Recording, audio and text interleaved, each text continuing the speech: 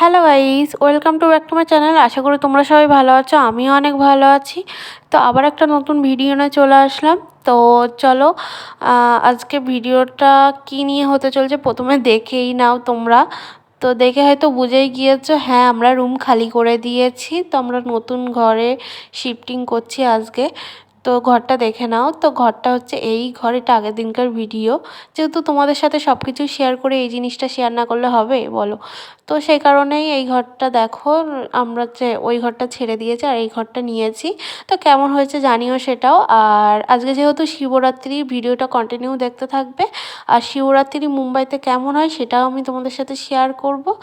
তো চলো ভিডিওটা কন্টিনিউ দেখতে থাকো, আশা করি তোমাদেরও ভালো লাগবে। তো গাইজ দেখো, আমরা রেডি হয়ে গিয়েছে, এখন সন্ধে হয়ে গেছে। সারাদিন ভিডিওটা কন্টিনিউ করতে পারিনি, কারণ জানোই তো একটা নতুন ঘরে আসলে গোছানো গাছানো কতটা টাইম লাগে। তো সেই কারণে ভিডিওটা আর করতে পারিনি। আর মন্দিরে যাওয়ার জন্য আমি রেডিও হয়ে গিয়েছি।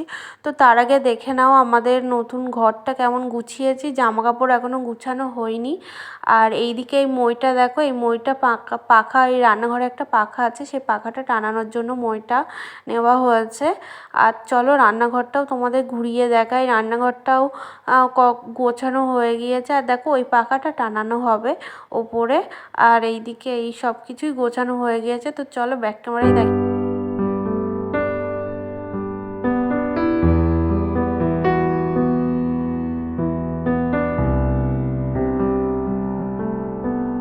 তো গাইজ দেখো, আমরা বেরিয়ে গিয়েছে। আর তখন আমি বড়মশাই বলছিলাম, দেখো সারাদিন উপোস করে থেকে আমার সারা মুখটা কেমন শুকিয়ে গিয়েছে না, বাজে লাগছে। তো তখন বড়মশাই বলছে, তোমার তো আমি বললাম যে সারাদিন উপোস করে থেকো না, জল টল বা ফল টল খেয়ে না, তুমি তো কথাই শুনলে না, জোর করে উপোস থাকলে। তো গাইজ দেখো, আমরা মন্দিরে চলে এসেছি। তো আমার বরমশাই আমাকে দিয়ে ও এক জায়গায় গিয়েছে। আর দেখো এই দিদিটার মেয়ে এসেছি আমরা। ওই পাশে ওই মেয়েটা, ওই দিদিটার মেয়ে। তো চলো সামনের লাইনটা দেখো, কত বড় লাইন।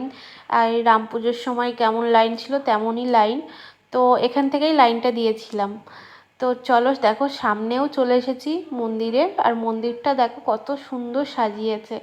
তো আর এখানে না প্রচুর ভিড় হয়। আমার তো খুবই ভালো লাগে, একটু ভিড় হবে, লোকজন থাকবে না, এটাই তো ভালো লাগে না? তো চলো সামনে এগোনো যাক। আর আরও বেশি নেই, আর একটু আছে। মন্দিরের সামনে গিয়ে কথা হচ্ছে। তো দেখো আমরা মন্দিরের সামনে চলে এসেছি। আর ফোন তো আমি নিয়ে যেতেই পারবো না, কারণ ওখানে প্রচুর ভিড়, একটু হয়তো জল ঢেলে বেরিয়ে আসতে হবে। আর সামনে ভিডিও করতে দেবে না।